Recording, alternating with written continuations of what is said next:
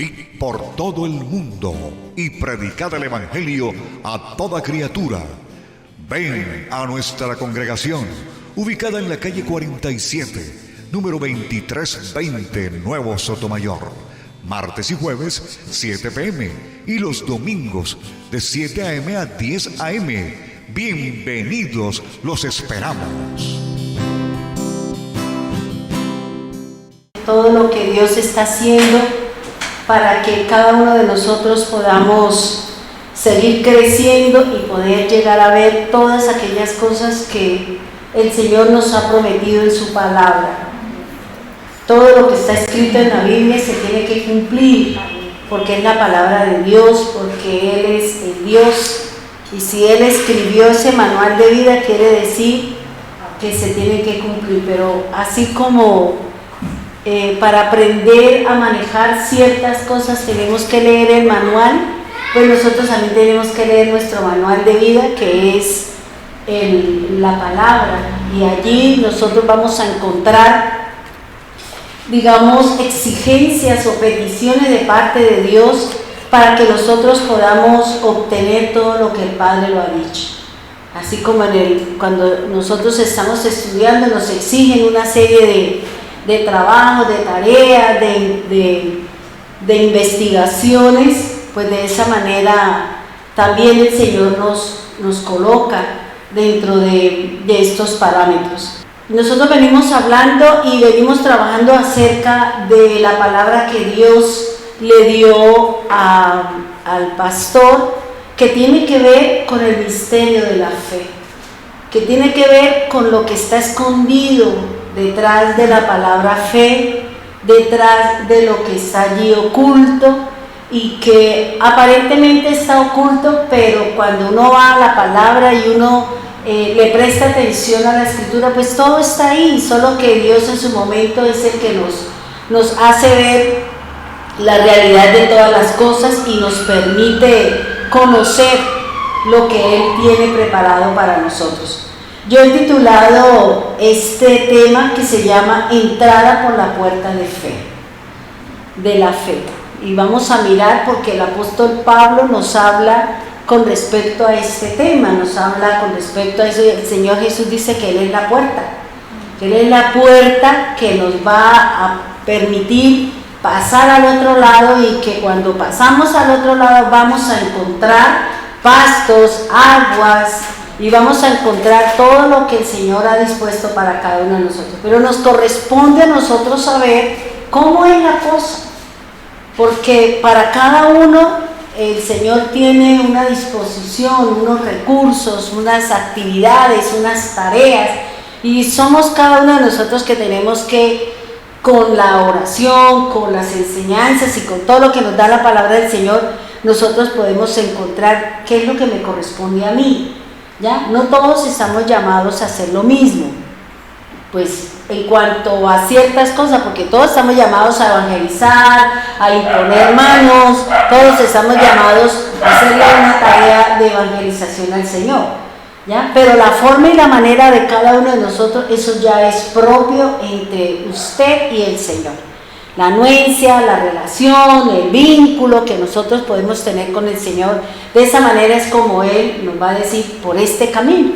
Así como Él se le presentó a Pablo y le dijo, esto es lo que usted tiene que hacer, usted tiene que dirigirse hacia los gentiles, usted tiene que dirigirse a algunos reyes y en algunos momentos a algunos judíos, porque así lo dice la palabra.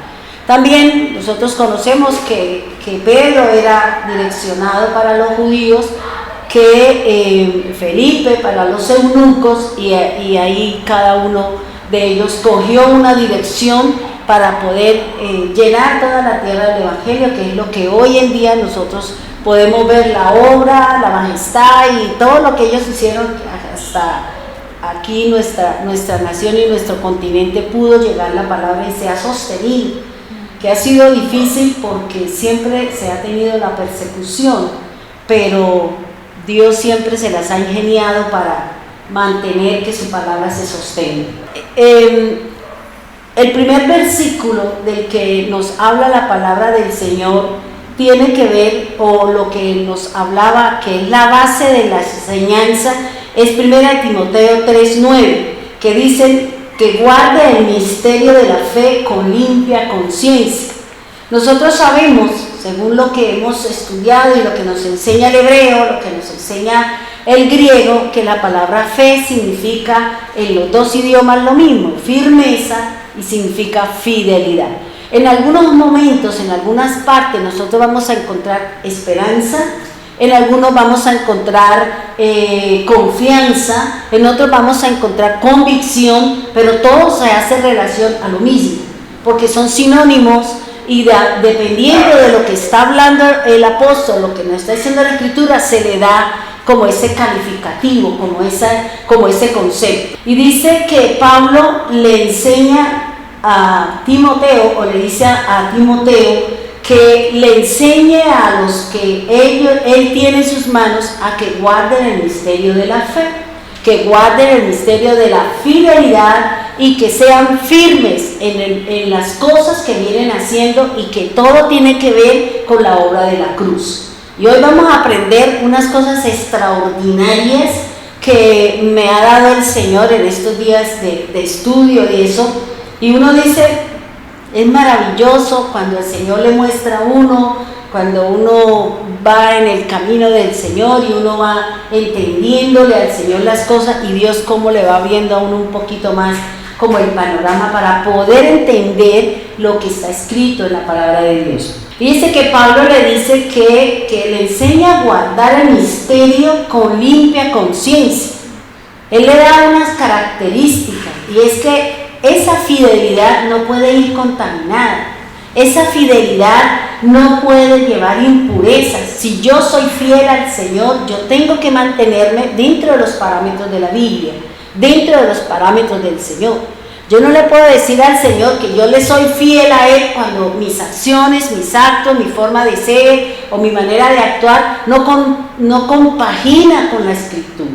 ¿Ya? Por eso a veces uno dice, lo que usted piensa es distinto a lo que usted siente y muy diferente a lo que hacemos. O sea, no hay armonía, no hay equidad, no hay lo que la palabra de Dios nos está diciendo. Entonces, por eso Él está diciendo que ese ministerio, que esa obra, que esa fidelidad en la que nosotros nos hemos dedicado al Señor o queremos servirle al Señor, que sea sin contaminación. Que realmente seamos sinceros en nuestro caminar con el Señor, que realmente seamos verdaderos en nuestro caminar con el Señor, que no juguemos con las cosas espirituales. ¿Por qué? Porque podemos estar cometiendo una falla delante de Dios. Ahora, fíjense que para dar inicio al misterio de la fe, lo primero que nos enseña el apóstol Pablo es ¿dónde tiene puestos sus ojos? Es lo primero que nos enseña el Señor. ¿Dónde tenemos puestos nuestros ojos? El mismo Señor Jesús nos enseña que mis ojos pueden ser buenos o pueden ser malos. Si son malos es porque mis ojos tienen oscuridad, es porque mis ojos están basados en ¿qué? En la lujuria, la codicia o la avaricia. Eso es lo que me enseña a mí el Señor. Que yo todo lo que veo, que yo todo lo que hago es simplemente buscando la parte económica. Pero el Señor me habla que cuando mis ojos son buenos, pues yo tengo todo mi cuerpo lleno de luz, y que mi riqueza y que mis cosas es todo basado en la palabra de Dios. Si yo direcciono mis ojos en lo que dice la Escritura, entonces se va a cumplir en mí lo que dice Mateo 6:33. Yo busco primero la luz, yo busco primero la enseñanza, yo busco primero lo que dice el Señor en su palabra, y cuando yo estoy en esa fidelidad, en esa firmeza, en ese caminar, el Señor me trae la añadidura. El Señor me añade las bendiciones financieras, me añade lo que nosotros estamos buscando. Pero el objetivo del Señor y el propósito del Señor es que primeramente tengamos en cuenta las cosas de Dios, las cosas espirituales, mi caminar con el Señor, que donde yo trabaje sea sincero, sea honesto, sea íntegro, que no haya hipocresía, que no esté por esto o por lo otro, sino que realmente nos manejemos dentro de esos parámetros. Porque Dios está mirando la intención con la que nosotros hacemos las cosas. Y de acuerdo a esa intención es como viene la recompensa o simplemente viene la paga de parte de Dios. Ahora, también el Señor Jesús nos enseña acerca de mis ojos.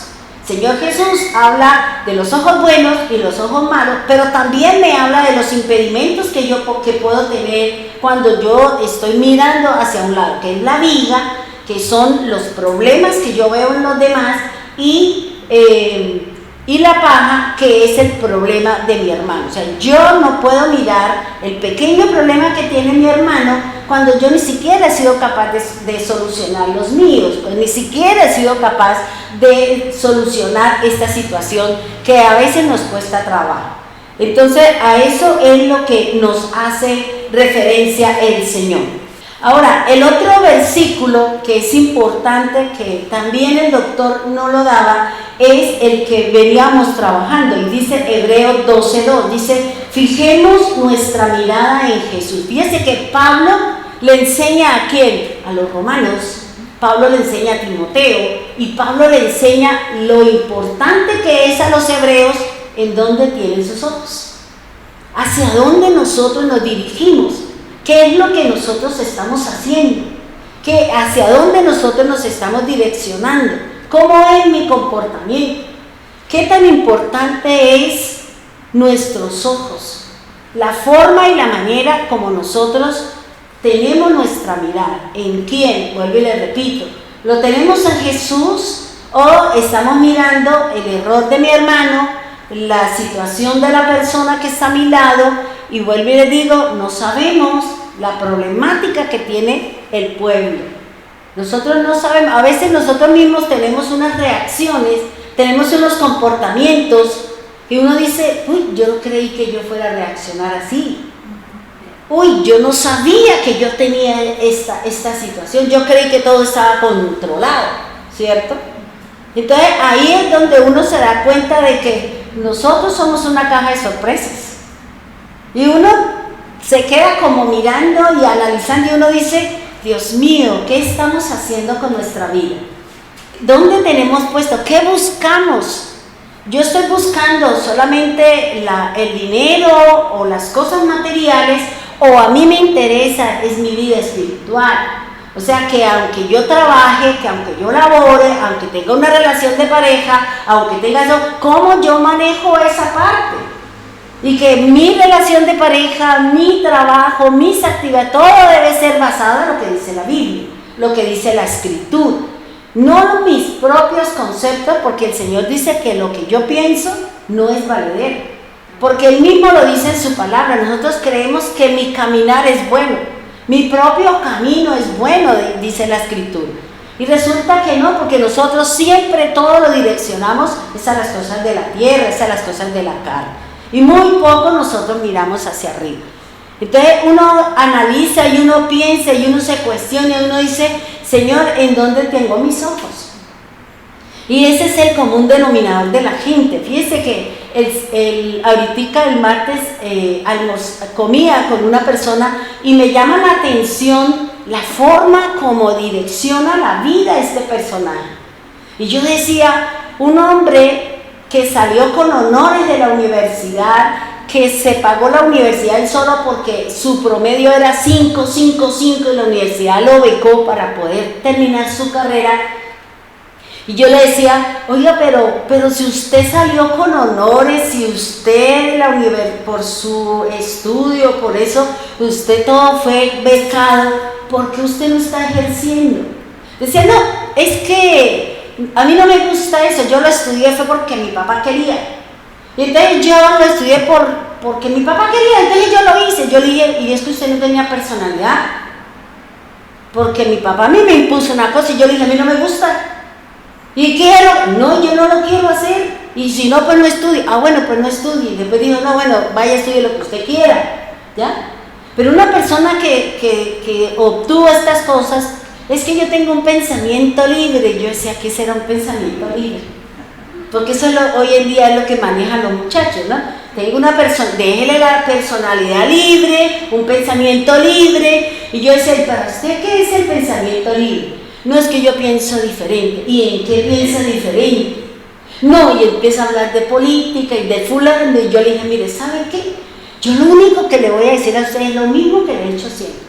Usted es un amargado. Usted es un resentido social. Si usted quiere ayudar a la gente, pues métase a la política.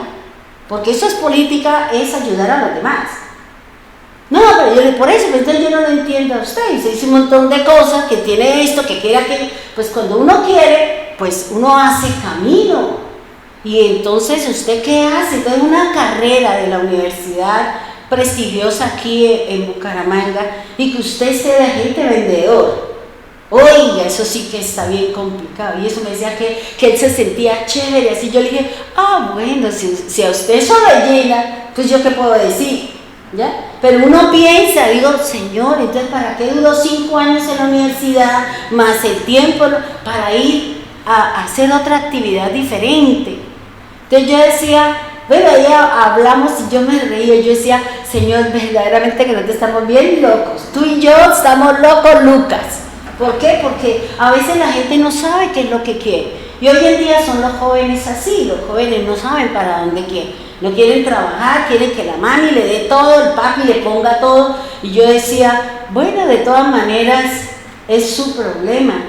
Usted no tiene una esposa, no tiene hijos, no tiene... ¿Y usted entonces qué espera de la vida? Cuando usted esté viejito, ¿quién le tira un vasito con agua? Pensando que tiene mala relación con su papá, porque usted tiene todos los días una guerra campal con su papá. Y usted igual con su familia. Entonces, no entiendo ese espíritu libre, bebé.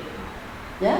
Entonces, fíjense, lo equivocado o este tipo de personas, cuando uno lo direcciona, no mire, haga esto, haga que me decía, yo siempre la veo a usted en la misma sintonía, siempre la veo mucha paz, con mucha armonía, la veo diferente, la veo, y eso a mí me motiva, pero la motivación me dura un día, y después yo vuelvo y me meto en lo mío.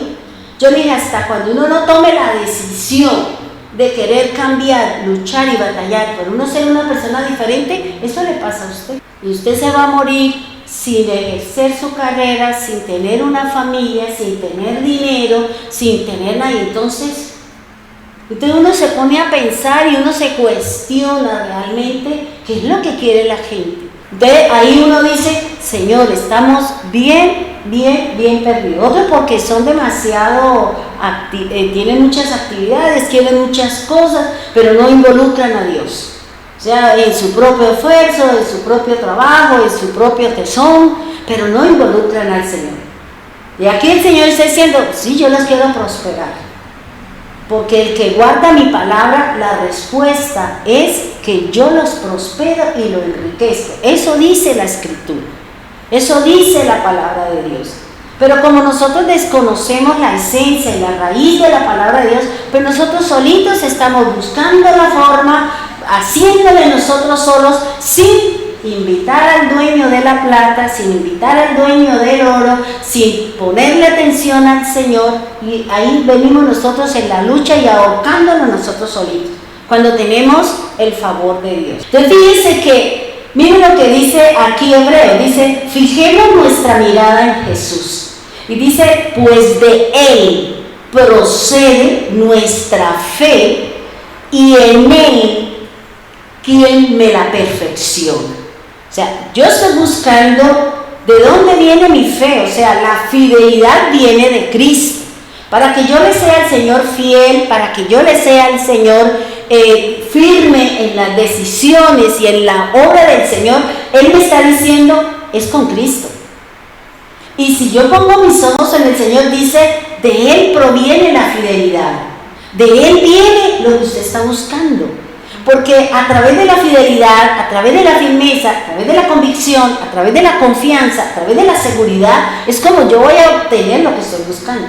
Y nadie me va a estar indicando de que hice malos negocios, de que trabajé ilícitamente, de que hice lo que no era. ¿Por qué? Porque yo he hecho lo correcto. ¿Ya? Entonces por eso dice, Él es quien la perfecciona. Y dice, Jesús soportó la cruz sin hacer caso de lo vergonzoso de esa muerte, porque sabía que después del sufrimiento tendría gozo y alegría, y se sentó a la derecha del trono de Dios. Mira el trabajo que tiene la obra de Cristo. Él es el que me va a perfeccionar. La obra del Señor, que Él murió de las muertes más vergonzosas que nos habla la palabra, que nos enseña la historia, morir en un madero. Era lo más vergonzoso, y más si había sido fuera de la ciudad. Eso era lo más bajo, lo más ruin y lo más despreciable, era que la persona fuera puesta fuera de la ciudad y en las condiciones en que el Señor murió. Dice, no, porque sabía que después, mire aquí lo que me habla el Señor, después del sufrimiento que representa mi caminar en el Señor, el negarme a mí mismo a tantas cosas, dice el Señor que después viene ¿qué? Gozo y alegría, viene contentamiento. Así como dice el Señor en su palabra que cuando nosotros íbamos a tener un hijo, venía el lloro, el gritar, las personas, cada mujer tuvo una reacción diferente cuando dimos a luz nuestros hijos. Pero dice en la palabra del Señor que cuando ya tiene el niño se le olvidaron los dolores. Que cuando ya tiene el niño en la mano, se le olvidó todo lo que vivió, todas las preñeces y sus dolores, todo el dolor de parir, ya se le olvidó porque ahora tiene en su mano su hijo. Y a eso es lo que hace el Señor, nos quiere decir. Hay cosas que tenemos que lucharlas, hay cosas que tenemos que llorarlas, hay cosas que nos van a hacer sufrir. Porque hay gente que tiene mucha ficción al mundo y le duele tener que dejar las cosas del mundo, ¿ya? Hay gente que ama el mundo, que ama sus deseos, que ama la vanagloria de la vida y le ha costado trabajo dejar ese tipo de cosas para seguir la anuencia o seguir el camino del Señor. Eso es un sufrimiento, es un negarnos a nosotros mismos. Pero ¿qué dice el Señor? Después vendrá su gozo y vendrá la alegría de parte del Señor, y seguramente mejor que lo que nosotros vivíamos en el mundo, porque en el mundo vivía uno angustiado, desesperado. Bueno, gozamos, vamos y bailamos y eso, bueno, los que terminaban en otras cosas, eso allá ellos, pero si nosotros solamente íbamos a bailar y tome agua y baile, porque en esa época era así muy raro, era cuando tomaban trago. Hoy en día no, y es trago, sexo y drogas, ¿ya? Y un montón de cosas ahí todas raras que se ven hoy en día en las fiestas. Pero eso es lo que nos está diciendo el Señor. Ahora, si del Mesías procede la fidelidad, procede mi fe, y viene la perfección, y viene mi fe perfeccionada. ¿Por qué? Porque Él está sentado a la diestra de Dios. Y fíjense que el sentarse a la diestra de Dios, más adelantico vamos a mirar qué fue o qué significa la obra del Señor en el madero y qué fue lo que hizo Jesús. Porque uno dice, sí, Él allá perdonó mis pecados, y resulta que la obra del madero es muy diferente al concepto que nosotros tenemos hoy en día. Por eso es necesario sentarnos, escudriñar y mirar lo que el Señor nos está diciendo en su palabra. Ahora dice aquí, Pablo les enseña a los hebreos acerca del misterio de la fe. Quiere decir firmeza o quiere decir fidelidad. Le dice, vuelvo y le repito, dónde deben fijar sus ojos, porque de allí procede nuestra confianza, la firmeza, porque Él está sentado a la diestra de Dios. Ahora, fíjense que el mismo Mesías nos está diciendo cómo vamos a perfeccionar mi fe, cómo le voy a ser fiel a mi Señor, cómo yo voy a serle fiel en todo, en mi mente, en mi corazón y en mi parte de la fe. ¿Cómo es? Y lo primero, vuelvo y le repito, depende de mi mirada, de mis ojos, si son buenos, si son malos, si tengo una viga, tengo que quitarla. ¿Para qué? Para poder ver las mejores cosas del Señor. Ahora, fíjense que mis ojos tienen unos impedimentos, que es lo que les decía ahorita, es la viga o la paja, o los ojos malos o los ojos buenos. Y cuando hablamos de viga o cuando hablamos de brizna o hablamos de mota o hablamos de paja, estamos hablando de los malos sentimientos que nosotros tenemos hacia los demás. Entonces, los ojos malos, dice el Señor, hace referencia a la avaricia y la codicia. Y a los ojos que tienen una viga o que tienen una brizna, hace referencia a los sentimientos malos que tenemos hacia los demás. Entonces, fíjense que todo depende de mis ojos. Si yo miro a fulano de tal, ¿cómo lo miro? Porque el Señor dice que si nosotros miramos a una persona y la codiciamos, ya cometimos pecado. Así nosotros no hubiésemos consumado la acción, sino con el solo mirar y desear, ya cometimos la falla, ya cometimos pecado. Ya le fuimos infieles al Señor con nuestra mente, con nuestro corazón, y abstractamente cometimos un error delante de Dios. Así no hubiésemos consumado el pecado. Ahora, fíjense que el tema se llama entrando por la puerta de la fe. Vamos a Romanos capítulo 5, versículo 1 y 2. Vamos a leerlo y vamos a analizar lo que la Biblia me enseña con respecto a esta palabra. Dice así: justificados, pues, por la fe, tenemos paz para con Dios por medio de nuestro Señor Jesucristo, por quien también tenemos que entrada por la fe a esta gracia, en la cual estamos firmes y nos gloriamos en la esperanza de la gloria de Dios. Miremos la primera palabra del versículo 1. La primera palabra, vamos a analizarla y vamos a mirar, porque para que yo pueda ser justificada por la obra de Cristo, yo tengo que pasar por un proceso. Y nosotros decimos: yo soy salva por gracia, yo he sido justificada por la fe, yo he sido redimida por la sangre de Cristo y yo voy a ser glorificada en el día de la resurrección. Y resulta que para que yo sea justificada, Pablo me está dando a mí un proceso.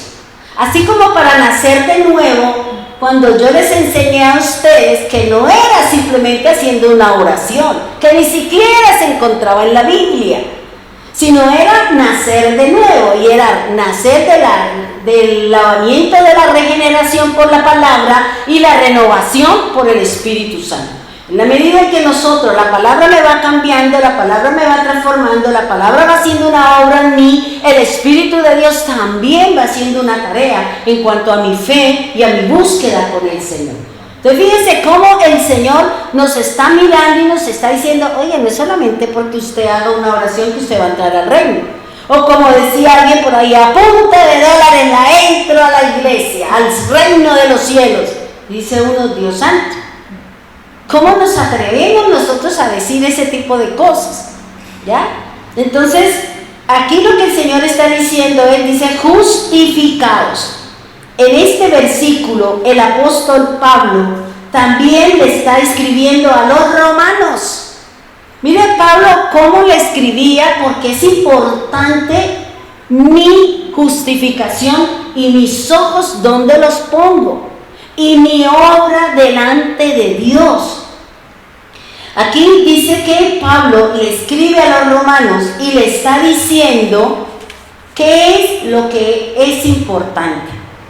Dice: dentro de este versículo vamos a encontrar conceptos muy interesantes acerca de cómo puedo entrar al misterio de la fidelidad y de la firmeza para poder guardar la palabra de Dios. Porque eso es lo que Pablo nos está diciendo. A veces nosotros nos dicen las cosas, pero no nos dicen cómo, ¿ya? Y aquí el Señor nos quiere enseñar de cómo nosotros podemos guardar, cuidar y llevar por obra la palabra del Señor. La primera palabra dice es justificados, y por favor copie ahí para que a usted no se le olvide el proceso. En el hebreo significa alegar, tener razón y algo correcto. En griego, justificado significa equidad, justicia, ética y equilibrio. En la parte de la justicia se refiere a los actos que sean conforme a la justicia y a la razón. Y en la parte teológica es el acto de Dios que quita la culpa y la pena del pecado, al mismo tiempo que hace justo a un pecador, por medio del sacrificio expiatorio, mediador, intercesor del Mesías delante de Dios. Y aquí es importante estos tres conceptos: expiatorio, intercesor y mediador. ¿A qué hace referencia? ¿Qué es lo que me estaba haciendo el Señor allá en el madero? Y que si cumplió con eso, se sentó y ahora nosotros podemos tener el incrementar nuestra fe, o de Él procede la fe y a través de Él nos está perfeccionando en nuestra fidelidad al Señor. Porque nosotros somos infieles. Somos infieles a veces con nuestra mente, somos infieles a veces con nuestros sentimientos, somos infieles a veces con nuestras obras. Con el Señor no somos totalmente fieles al Señor, porque alguna cucaracha puede pasar por ahí, alguna situación que no es acorde a la palabra del Señor, y eso me lleva ¿a qué? A que no tengo limpia conciencia. Y que al no tener una limpia conciencia no puedo experimentar el misterio de la fe. No puedo caminar en la fidelidad del Señor porque tengo muchas cosas en mi cabeza. Y usted sabe que la loca de la casa, que es mi mente, no se está quieta. Y tiene tantas cosas en mi cabeza que a veces no sabemos ni para dónde comer. Ahora, vuelvo y le repito que la palabra justificados, me interesa que usted tenga este concepto claro. En el hebreo significa alegar, significa tener razón, significa correcto. Eso es lo que significa la palabra justificados en el lenguaje hebreo. En el griego significa equidad, justicia, ética y equilibrio. En la parte de la tierra, la justicia se refiere a los actos que sean conforme a la justicia y a la razón. Y en la parte teológica, es decir, en la parte espiritual, se define que es el acto de Dios. Y aquí vamos a mirar algunas cosas muy interesantes, de quitar la culpa y la pena del pecado. Al mismo tiempo que hace justo al pecador por medio del sacrificio expiatorio, mediador e intercesor del Mesías. Estamos ahí con esos conceptos para poder entender lo que el Señor nos quiere enseñar de aquí en adelante. ¿Por qué a veces no tenemos lo que pedimos? Porque dice el Señor, ¿cierto? Pedís, pero pedís mal. Porque pedimos para nuestros deleites. Pedimos para la carne, pedimos para vanaglorias, pedimos para todo y no realmente de acuerdo a la voluntad de Dios. Por eso lo dice el Señor. Otra parte que el Señor dice, pedís, hasta ahora lo habéis pedido en mi nombre. Y usted dice, ¿cómo que no? ¿Pero qué quiere decir eso? Porque es que a veces nosotros hay cosas en la Biblia que usted tiene que escudriñarlas, que tiene que entenderlas para poder entrar a hacer y a obtener eso que usted le está pidiendo al Señor. Porque es una promesa. Y si somos fieles, y si somos firmes, y si estamos caminando dentro de los parámetros del Señor, el Señor que dice, pídame lo que usted quiera, y yo se lo daré. ¿Por qué? Porque somos fieles, y el Señor recompensa la fidelidad. Y si somos firmes, que para mí primero es el Señor que cualquier otra cosa, entonces a eso premia el Señor la firmeza, la decisión en que nos hemos quedado ahí, y así se caiga el mundo, así haga lo que haga, me interesa. Bien, ahora aquí hay un concepto que me llama la atención y es la equidad. La equidad. Cuando hablamos de equidad, es la capacidad de ser justos. ¿Somos nosotros justos? Yo creo que no. Porque nosotros a todo el mundo no tratamos por igual. A todo el mundo no le tendemos las manos de la misma manera. Entonces nosotros no somos justos. Pero el Señor nos quiere que nosotros tengamos esa capacidad de ser justos entre nosotros, de ser sinceros, de ser coherentes en todo lo que nosotros hacemos. Por eso dice que es la capacidad de ser justos. ¿Partiendo de qué? ¿Qué me dice el Señor? ¿Qué me está diciendo la palabra? Que para que yo sea justo, yo tengo que partir de algo que nos cuesta a nosotros trabajo reconocer: la igualdad. Todos somos iguales.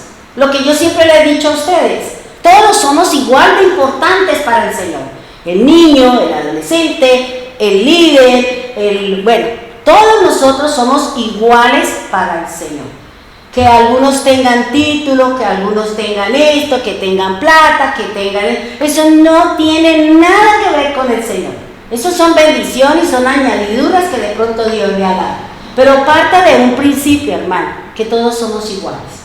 Y como dice el Señor en su palabra, todos somos imagen del Señor. Por eso debemos de tener cuidado entre nosotros mismos, porque si yo maltrato a mi hermano, estoy ¿qué? Maltratando la imagen de Dios. Estoy haciendo algo que va contra la imagen de Dios, porque dice el Señor que todos nosotros tenemos imagen con Él. Y por eso hay que tener cuidado, lo que yo le digo, tenga cuidado cómo hablamos, tengamos cuidado cómo hacemos. Y usted no puede inclinar la balanza a esta personita porque esta me cae bien y esta me cae gorda. Entonces, no, tenemos equidad. A todos tenemos que tratarlos por igual, ¿ya? Así usted sepa que alguien la trata a usted con cariño, no interesa, pero todos somos iguales delante de Dios. El que sirve, el profeta, el este o el otro, todos somos iguales delante de Dios. Que porque estemos acá no quiere decir que yo esté en un grado más alto que ustedes. No, yo soy igual que ustedes. Simplemente lo que tengo es una responsabilidad delante de Dios. Pero yo delante de Dios soy igual para el Señor, soy igual que ustedes. Yo no soy más importante. Todos somos en el mismo, porque si Dios dijera que Emma es más importante, Él no sería justo. Él no tendría equidad. Él no tenía rectitud. ¿Por qué? Porque está haciendo preferencia. Y la equidad indica igualdad. Indica que todos estén en el mismo nivel, que todos en la cama o todos en el piso. Por eso para Dios a todos nos trata de acuerdo al plan y al propósito y a la forma y la manera como Dios nos va a llevar a su presencia. Entonces fíjense que dice, pero si yo voy a tratar a Betsy de una manera diferente, es porque las necesidades de ella son diferentes a las necesidades de Emma, a las necesidades de Mauricio, a las necesidades... O sea, aquí lo que el Señor está diciendo es, pero considere, todos son iguales, pero considere que cada uno de nosotros tenemos necesidades individuales. Y aparte de eso, las circunstancias de cada persona es distinta.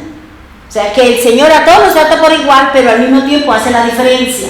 ¿Por qué? Porque a lo mejor Betsy no necesita que le den dinero porque ella tiene, pero de pronto Pepito sí necesita, pero Dios dice, listo, yo le doy porque usted es mi hijo, entonces a usted le doy el dinero, a ella le doy sabiduría, pero siempre manteniendo la equidad, ¿ya? Porque las necesidades de todos son diferentes.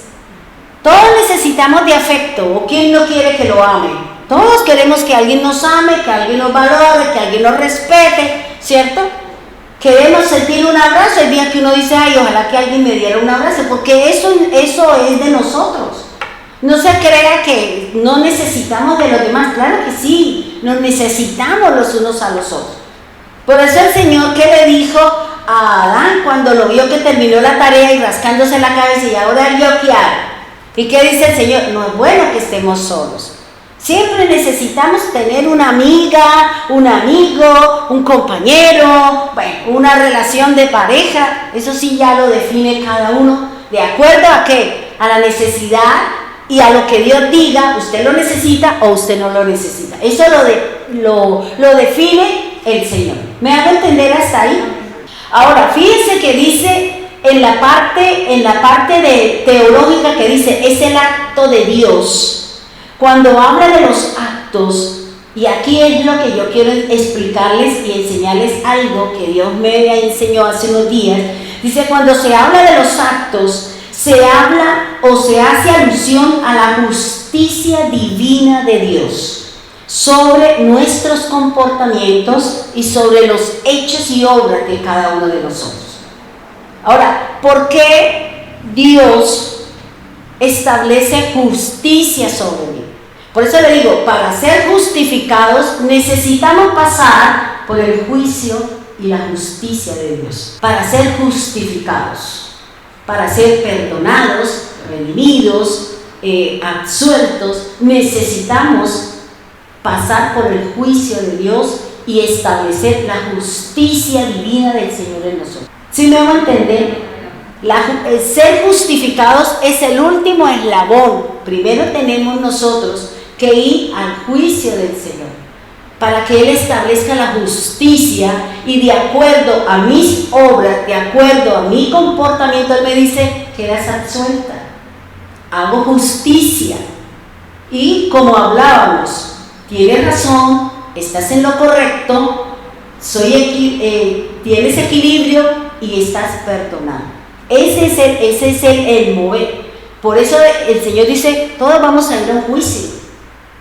Todos vamos a recibir la justicia del Señor, porque todos vamos a compadecer delante del Señor. Aún los animales y la naturaleza, todos le van a rendir cuentas al Señor. Y por eso cuando nosotros nos equivocamos, cuando nosotros obramos, cuando nosotros hacemos lo bien, la palabra de Dios es la que establece mi juicio sobre mí. Es la que establece una recompensa o es la que establece una paga sobre mis obras, sobre mis actos. Por eso digo que no es simplemente decir yo he sido justificada, no, pero es que usted ya pasó por el juicio, usted ya estableció la justicia divina del Señor, porque cada acto que nosotros tengamos va a ser siempre enjuiciado por el Señor. Por eso viene la recompensa o viene la paga, es lo que me dice el Señor. Por eso dice que los actos de nosotros son los que están siendo enjuiciados por Dios.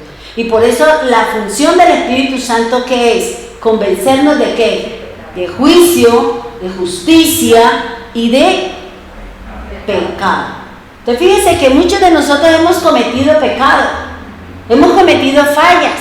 Y vamos a la presencia de Dios y le decimos, Señor, cometí este pecado. Entonces el Señor, ¿qué dice? Mi palabra con respecto a su pecado dice esto, esta es mi justicia, esta es mi sentencia. Usted lo hizo porque usted lo pensó, porque usted lo analizó, usted lo hizo, a pesar de que usted sabía que no lo podía hacer, lo fuimos, lo hicimos. Ahora, la sentencia es esto. Viene sobre usted una enfermedad, viene sobre usted la pobreza, viene sobre... ¿Por qué? Porque Él, a través del juzgar nuestros actos, nos está llevando para que nosotros mantengamos un comportamiento, para que nosotros no nos salgamos de las reglas y las normas, porque nosotros somos muy dados a violar las reglas, nosotros somos muy dados a pasar por encima de las normas. Esa es nuestra naturaleza, siempre queremos ir en contra. No nos amamos y por eso hacemos incoherencias, tenemos comportamientos o lo que cada uno de nosotros en algunos momentos podamos equivocarnos. Entonces por eso aquí el Señor está diciendo que mis actos van a estar enjuiciados, van a pasar por la justicia del Señor. Van a ser recompensados, vuelvo y le repito, o van a recibir una paga, que es lo que habla el Señor. ¿Sí me van a entender? Bueno, es importante que entendamos esto para que usted vaya comprendiendo si estamos entrando en el ministerio de la fe. ¿Para qué? Para que usted ahora en adelante lo que usted pida sea de acuerdo al pensamiento de Dios, de acuerdo a la voluntad de Dios, para que el Señor no tarde la respuesta que usted está esperando. Porque si usted tiene hambre y usted va a la presencia de Dios y dice, espéreme 3 días, no. Por eso Dios sabe en qué momento, de qué manera y de qué forma nos va a responder. ¿ya? Y Él es el que determina. Pero si usted le dice, Señor, regáleme tal cosa, regáleme que quiero tanta plata, y Él le va a decir, ¿para qué? No, pues quiero comprar esto. Ah, bueno, esperemos a ver. O eso no le decíamos a nuestros hijos. Cuando me dijo, mamá, yo quiero, vaya, órele al Señor. Es que, ¿pero por qué? Porque Él es el dador, Él es el que me va a proveer. Yo no tengo un esposo que me dé. Usted no tiene un padre físico. Tenemos a un papá en el cielo, y que si usted va y le pide a Él me dará el dinero, yo se lo doy a usted para que usted supla la necesidad. ¿Ya? Entonces, eso es lo que quiere el Señor. Todo lo que nosotros hacemos, recibimos o la paga o la recompensa. Por eso debemos de tener cuidado ¿con qué? Con lo que hablamos. Porque la palabra tiene una fuerza impresionante. La palabra tiene un poder impresionante. La palabra ejecuta la acción para la cual usted la mandó, porque eso es bíblico. ¿Ya? Y por eso nosotros debemos de tener cuidado con lo que hablamos, con lo que expresamos, con lo que decimos. ¿Por qué? Porque eso mismo me llegará. Como la persona que dice, ay, hoy como que me va a doler la cabeza, póngale la firma que al rato a usted le duele la cabeza. ¿Por qué? Porque usted dio una palabra y su cuerpo le va a reaccionar a la palabra que usted dio para nosotros mismos. Por eso hay que tener cuidado con lo que nosotros expresamos. Es que estoy enfermo, de que no sé, pero hay algo que me duele, pero no sé qué es. Entonces no podemos hablar de esa manera, porque nosotros mismos estamos trayendo sobre nosotros un poder de la palabra para que ejecute sobre nosotros. Ahora, fíjense que dice que los actos o los hechos, mire, dice, es el acto de Dios de quitar la culpa y la pena del pecado. Ahora, miren lo que dice, recordemos que el pecado tiene 3 aspectos. ¿Cuáles son los aspectos que tiene el pecado? Presencia, poder y paga, ¿cierto? Esos son los 3 aspectos que tiene el pecado.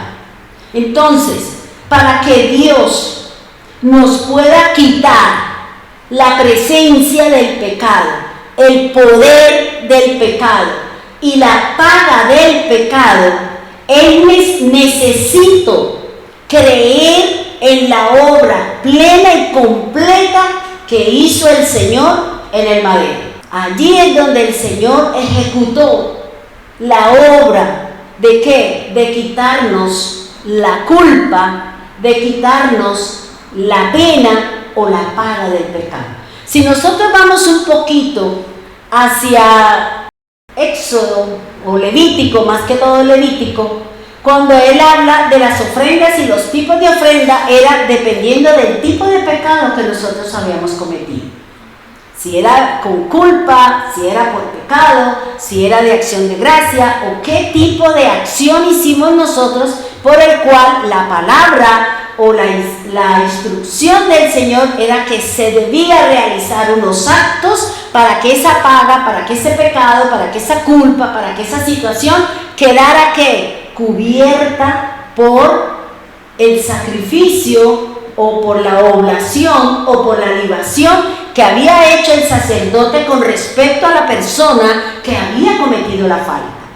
Entonces aquí nosotros ni vamos a matar cordero, ni vamos a regar vino, ni vamos a hacer nada de eso, porque eso ya lo hizo Jesús. Pues Jesús es mi cordero, Jesús es mi ofrenda que me dio el Padre para que hoy en día, cuando cometa falla, cometa pecado, yo vaya a quien, a mi mediador, para que yo le pida a mi intercesor por mí. Porque vuelvo y le digo, hermano, así como la Biblia me habla de que cada pecado tiene una consecuencia, que cada bendición requiere una serie de actos y una serie de movimientos que yo tengo que hacer para recibir la bendición de parte de Dios. Luego, si mi caminar es malo, pues yo voy a recibir lo malo. Si mi caminar no es de acuerdo a la Biblia, pues voy a recoger lo que habla el Señor con respecto a las maldiciones. Ya no voy a tener bendiciones en mi artesa de amasar, ya voy a ser portadora o el Señor dice pongo una enfermedad o lo que el Señor quiere hacer ¿como qué? Como consecuencia de mi desobediencia a la palabra del Señor. ¿Vamos bien hasta ahí? Bien. Ahora, fíjense que para que el Señor quite la presencia, el poder y la paga de mi pecado, vuelvo y le repito, necesito creer en la obra completa de la cruz del Mesías. Lo primero que el Mesías o lo que Dios buscaba a través de la obra de Cristo es un tema que nos dio el doctor, y era la reconciliación del hombre con Dios. Era lo primero que se debería hacer, y era reconciliarnos con el Señor. Era volver en amistad, era volver a tener esa relación que tenía al principio el hombre con Dios. Recuerde que en la antigüedad o en el jardín del Edén, Dios hablaba con ellos. Dios, dice la escritura, que todos los días venía a visitarlos, a hablar y a mirar qué estaban haciendo. Él venía a hacer ¿qué? Control de calidad de lo que estaban haciendo. Él venía a mirar lo que estaban haciendo ellos, que se ajustara a lo que Dios estaba buscando y lo que Dios les había establecido. Lo primero, en la cruz del Mesías se dieron 3 cosas para restaurar la comunión o para la reconciliación entre Dios y nosotros los seres humanos. Lo primero que el Señor nos enseña para la reconciliación o para restaurar la comunión entre Dios y los hombres se llamó la expiación. ¿Por qué la expiación? ¿Y qué tiene que ver la expiación? ¿Y dónde se manejó la expiación? Porque la expiación hace referencia al derramamiento de sangre de Cristo. ¿Y por qué es primero la expiación? ¿Por qué la sangre? Porque la sangre representa vida y vida eterna. ¿Qué fue lo que se perdió en el jardín del Edén? ¿Qué fue lo que llegó? La muerte. Es decir, la separación entre Dios y el hombre. Por eso el Señor dice, la sangre representa la vida. Y como ustedes iban para la muerte eterna, ahora yo quiero tener con ustedes vida eterna. Que ustedes tengan vida eterna. Y por eso la expiación, lo que había era que Dios estableciera nuevamente la relación espiritual entre el Espíritu de Dios y el Espíritu del hombre. ¿Sí me hago entender? ¿Por qué? Porque la sangre representa la vida. Y el derramamiento de sangre era para perdonar, era para volver otra vez a tener ese vínculo con Dios. Mi espíritu se relaciona con Dios. Porque dentro de las partes del ser humano, como me dice Tesalonicenses 5:23, creo que es primera de Tesalonicenses 5:23, ¿y qué dice? Y el mismo Dios de paz os santifique por completo y todo vuestro ser, espíritu, alma y cuerpo. Luego el hombre perdió comunión con Dios en todo su ser. Perdió relación con la parte espiritual, se alejó de la parte almática y entró la muerte al hombre. Y eso era lo que el Señor, a través de la obra de Cristo, era lo que Dios quería volver a hacernos uno, como éramos o como era en ese principio. Por eso la expiación es el derramamiento de la sangre del Mesías. Con ello estaba habiendo una reconciliación entre el Espíritu de Dios y el Espíritu del hombre. Es decir, volvemos a la vida. Ya no hay muerte espiritual, ya no hay muerte espiritual, sino ahora tenemos vida eterna por la expiación, por el derramamiento de la sangre del Señor en el madero. ¿Vamos bien ahí? Entendamos esta parte porque esto es importante. Por eso cuando nosotros creemos en la obra expiatoria, usted empieza ¿a qué? A tener una vida con el Señor. Porque empezamos a creer. ¿Qué dice Jesús cuando le preguntaron qué era la vida eterna? Y él que dice, la vida eterna consiste en que crean en Dios como único, suficiente y verdadero, y que crean en mí como el que ha sido enviado por el Señor. Es el creer. Cuando yo empiezo a creer, empiezo a cambiar mi fe de cosas de allá del mundo que tenía depositada, o que la gente que le gustaba ir a la hechicería, a los riegos, a todo ese montón de cosas, la gente creía en eso. Y por eso hay oscuridad en este tipo de personas, cuando la gente todavía cree en estas cosas. Porque eso es lo que es la magia, la hechicería, la brujería, todo eso son los enemigos de mi espíritu. Todo lo que se relaciona con el juego de las tinieblas, con el juego del diablo, eso tiene que ver, son los enemigos de mi espíritu. Lo que no me permite creer en el Señor, mantener ese vínculo con el Señor.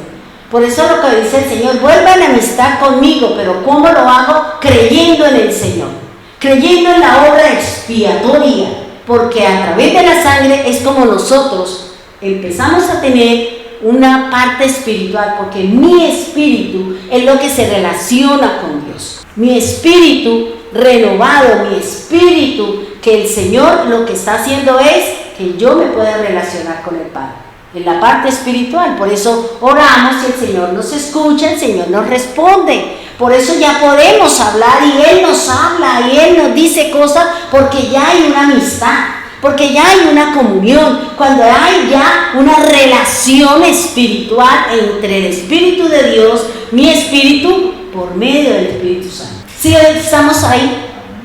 Listo. Ahora dice con el Espíritu, ahora, ¿por qué tenía que hacerlo a través de la obra de la expiación? Porque cuando Dios le dijo a Adán y a Eva que no podían comer de un fruto, de un árbol, ¿qué le dijo? Le dio un mandato. ¿Y qué le dijo? De cierto morirás.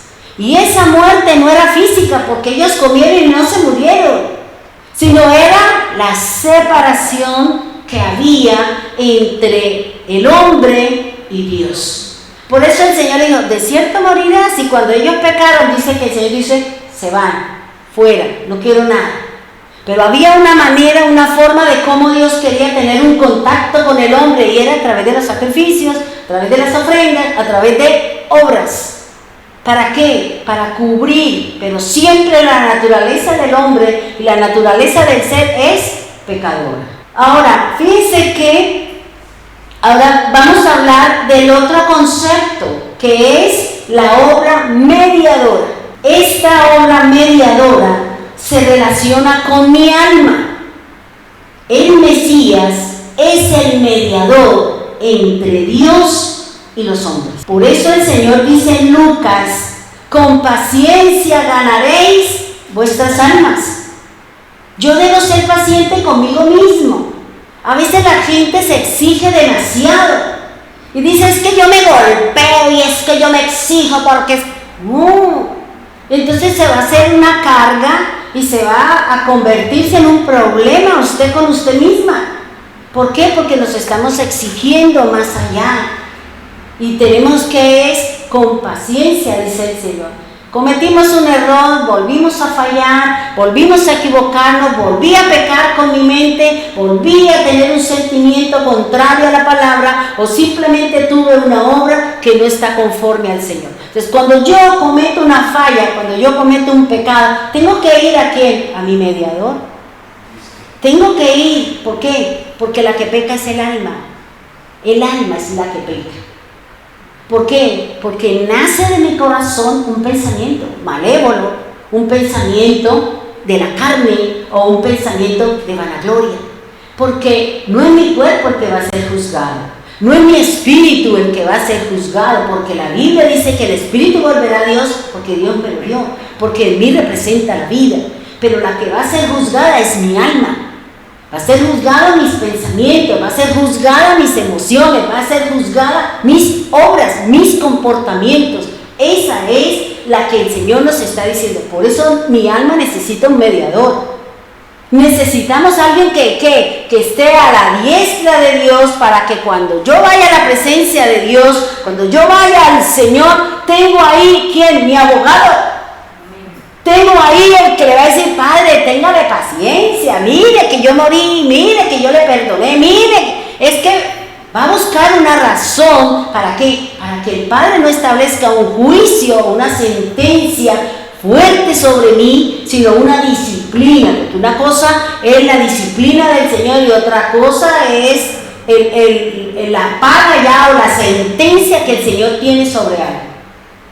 Entonces aquí lo que el Señor me está diciendo, por eso nunca me está diciendo con paciencia, hermanos. Usted no le puede obligar a la gente a que siga al Señor.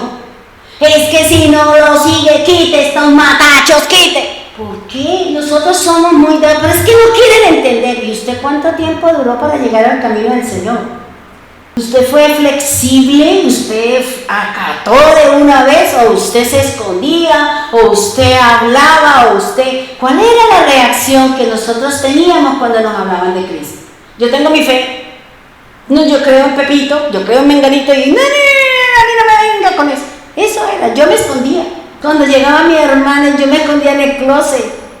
Y allá sudaba como un caballo, pero yo no quería salir porque no quería que ella me hablara del Señor, porque supuestamente yo tenía mi fe, supuestamente yo ya tenía una fe, pero cuando ya el Señor me tuvo que llevar a tocar fondo, fue cuando yo ya fui asequible a lo que ella me quería hablar hacía un año, porque mi hermana ayunó un año para que yo llegara al camino del Señor.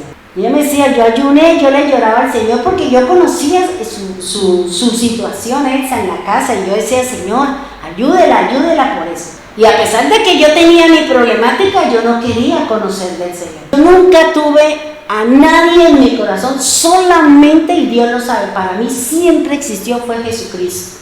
Para mí no había nadie más. Yo me iba a la iglesia tradicional y me arrodillaba y lloraba y decía, Señor, para mí no había nadie más sino Jesucristo. Por eso cuando yo entré, pues no se me hizo como tan difícil dejar ciertas cosas, porque en mí no había creencia por nada de lo que hay en la iglesia tradicional. Para mí era el Señor Jesús, porque sin ser en la fe de Cristo, tenía sueños con Jesús y Él me hablaba y Él me decía, me decía, haga esto y haga lo otro, sin conocerlo, pero yo creía que esa era la manera y siempre mi fe estaba depositada en el Señor. Entonces fíjense que dice, ¿cómo puedo conquistar mi alma para el Mesías? Miremos qué me dice la Escritura con respecto a eso. Miren lo que dice Job. Dice, si tuviese cerca de él algún elocuente mediador, muy escogido. ¿De quién están hablando? El Mesías. Están hablando de nuestro Señor. Dice que anuncie que al hombre su deber. Luego Jesús vino a qué? A anunciarnos, a enseñarnos a pensar de acuerdo a lo que dice la Escritura. Vino a enseñarnos a amar a Dios, a amar a mi prójimo como me amo a mí mismo. Por eso dice, si tuviese cerca de él algún elocuente ¿qué? Mediador, muy escogido, que anuncia al hombre su deber.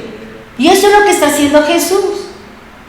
Jesús nos enseña, a través de su palabra, nos enseña a amar al hermano. Porque ¿qué dice el Señor? El todo del hombre es, teme a Dios y guarda su palabra. Ese es el ser de todo hombre. ¿Ya? Y aquí el Señor Jesús está diciendo, anuncie al hombre su deber. ¿Cuál es el deber? ¿Cuál es el mayor mandamiento y el mandamiento más grande que hay? Amar a Dios sobre todas las cosas. ¿Qué dice? Y a mi prójimo como me amo a mí mismo. Yo me amo, nosotros nos amamos, y si me amo, ¿por qué me maltrato? Si me amo, porque no me cuido en la comida. Si me amo, porque no me amo a mí mismo. Si yo no me amo, tampoco puedo amar a los demás. Si yo no me respeto, tampoco voy a respetar a mi hermano.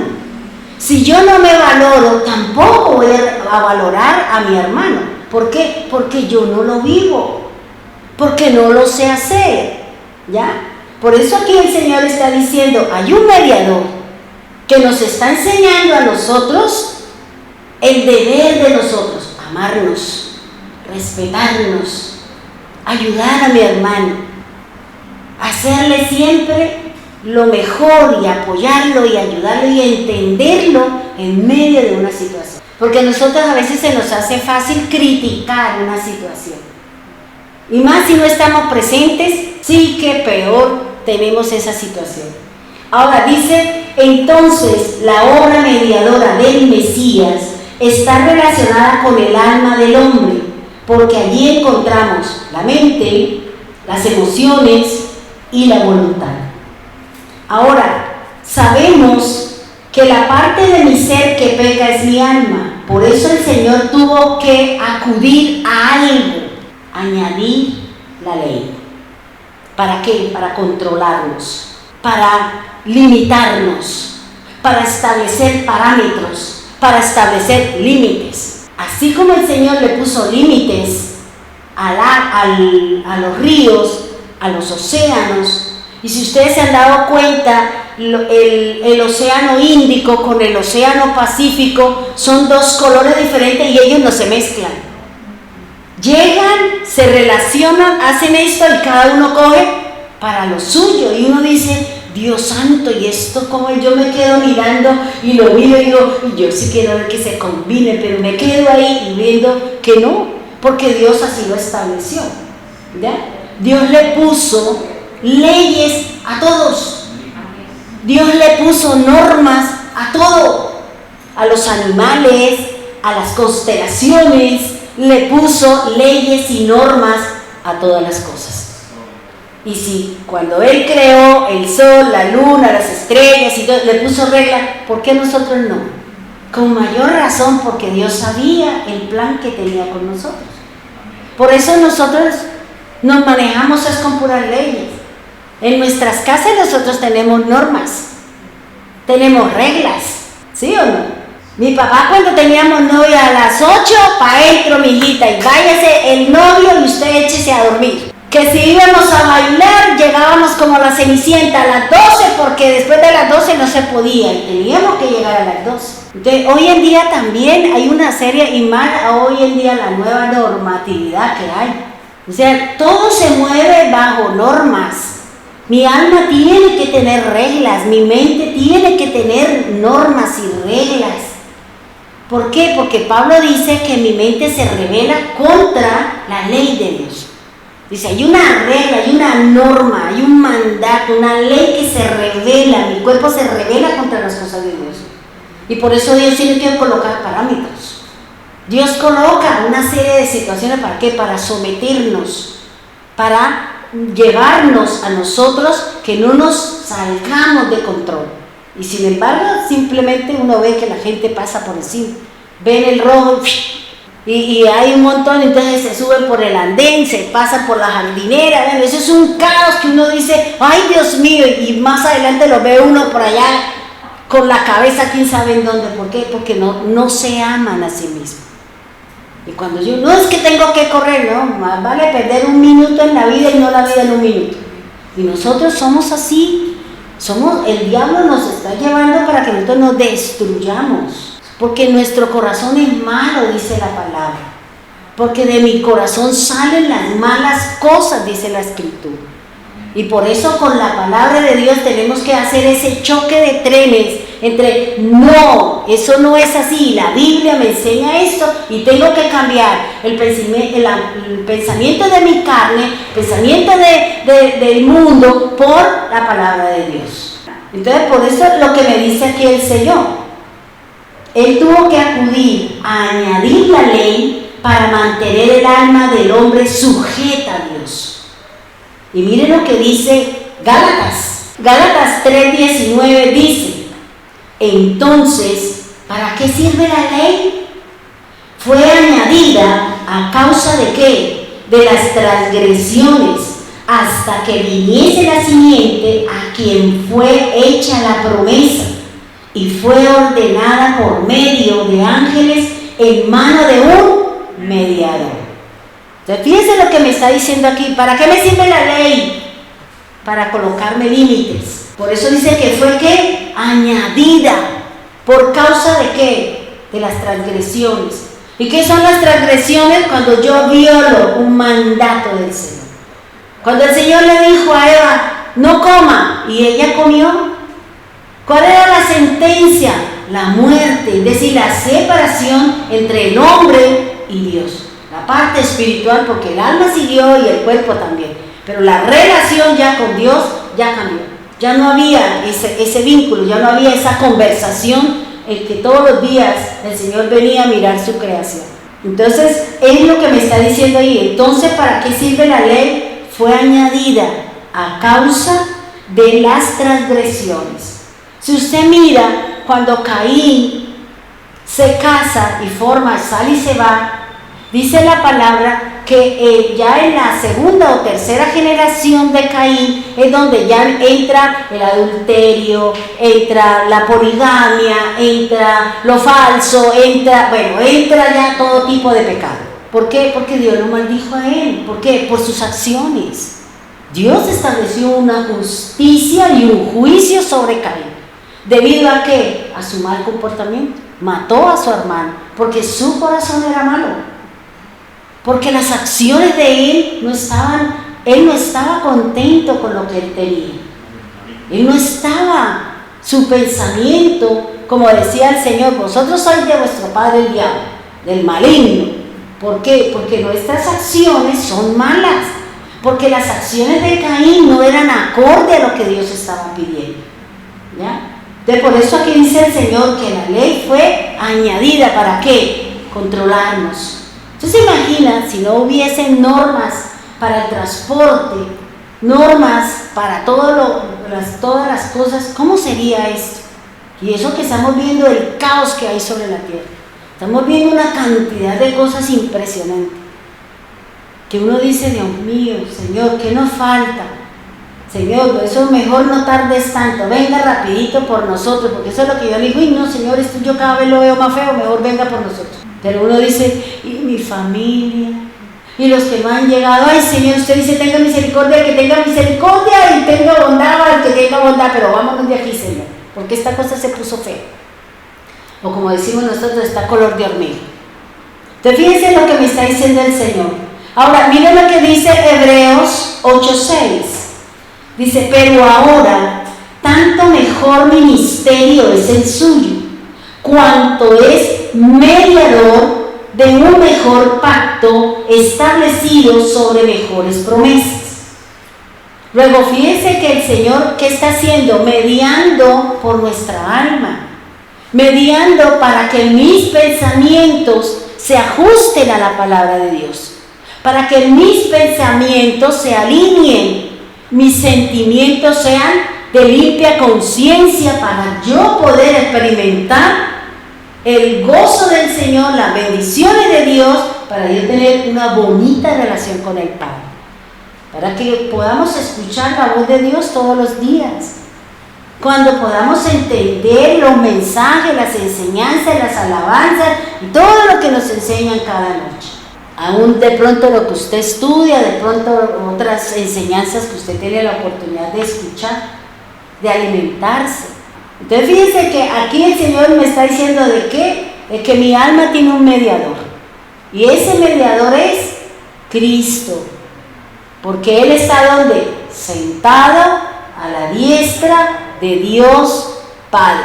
Y desde allí Él intercede, dice la palabra. Desde allí Él media, está de acuerdo, hace, separa, pelea, lucha, como hemos aprendido de acuerdo a lo que dice la palabra. Vamos a dejar aquí y cerremos nuestros ojos y pidámosle al Señor que nos siga dando sabiduría para poder entender la obra del Señor, para poder comprender el verdadero propósito de Jesús en el madero. Que esa obra expiatoria, ese derramamiento de sangre, Señor, se dio para que yo tuviese vida eterna, para que en mí, Señor, no hubiese muerte espiritual y irnos, Señor, hacia el infierno, en donde nunca más volveríamos a ver a nuestro Dios. Señor, gracias por la obra tuya, gracias por derramar su sangre, Gracias por darnos vida y vida en abundancia. Gracias por esa vida eterna que vamos a experimentar debido a su obra en el madero, Señor. Gracias, Señor, por ser mi mediador, Señor, entre Dios y cada uno de nosotros. Gracias porque a través del Espíritu Santo, Él mismo nos va convenciendo de que nuestro comportamiento, nuestras obras, nuestra lucha, nuestras acciones están bien o están mal. Y si estamos errados y si nos hemos equivocado, si hemos tomado decisiones equivocadas, entonces, Señor, tú serás mi mediador. Tú serás mi abogado delante de Dios, Señor. Y tú, Señor, debido a tu sangre, a tu obra, debido a lo que tú hiciste en el madero, tú, Señor, nos has visto, Padre, a través de la obra de Cristo Jesús. Gracias, Señor, por ser mi mediador. Gracias porque mi alma será salva por medio tuyo, Señor. Por eso tú dices en tu palabra, yo he venido a salvar tu alma. Gracias, Señor. Gracias porque no es el cuerpo, Señor, porque este cuerpo, como dice el apóstol, será sembrado en corrupción para que se levante en incorrupción, Señor. Porque mi espíritu volverá a Dios, como dice su palabra, que nos lo dio para que tuviésemos vida, Señor. Y por eso, gracias, Señor. Gracias por la obra mediadora tuya, Señor. Gracias por ese mediador que tú enviaste, Señor, y que está en nosotros, Señor. Y que nos ayuda a entender y a comprender las obras, las palabras, las acciones. Gracias, Señor, porque seguramente cuando vayamos delante de ti, delante de ese juicio, Señor, tendremos la justicia divina de Dios, Señor.